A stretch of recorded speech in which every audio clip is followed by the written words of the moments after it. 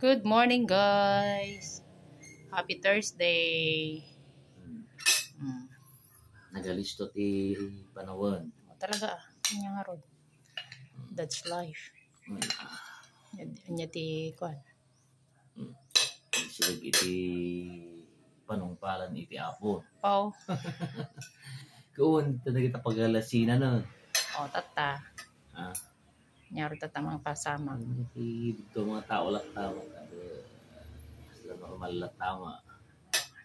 Sila di pa nagpada kanya. Sila normal lang tao. Nang parang ang na presko. Kanya ron ka talaga magamin.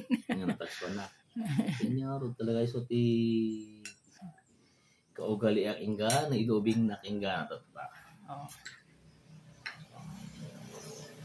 So kinagis na yung importante ginagyan doon nagtipusom no niya linaw na. Pau. Diba? Talaga.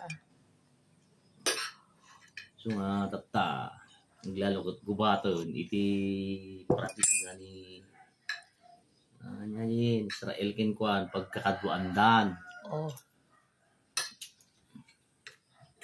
Sino pagkakadwan tata? Israel.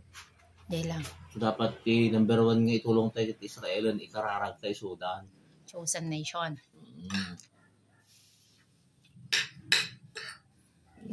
Biwat school nga na daron. Dafikis-kis jem. Siyempre namati ka. Digay jay iti number 1 nga si Putam. Pau. Hindi na makita nga sa tibuy-buyak lang tanong ko.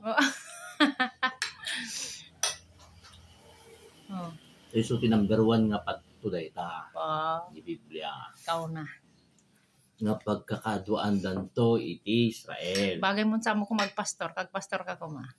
Ay Endangered species ti pastoron, awang pa pastor. Ay no siya iti pastor. Kay busen. Ikastak at dito. Pau.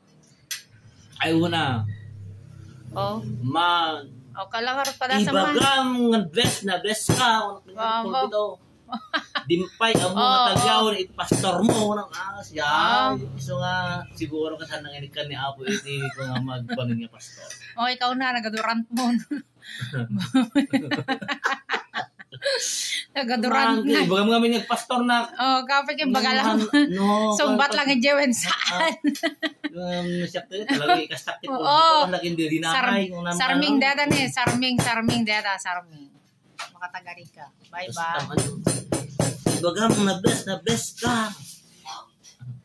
Nasigaro dun. Bye-bye guys. God bless. Wala.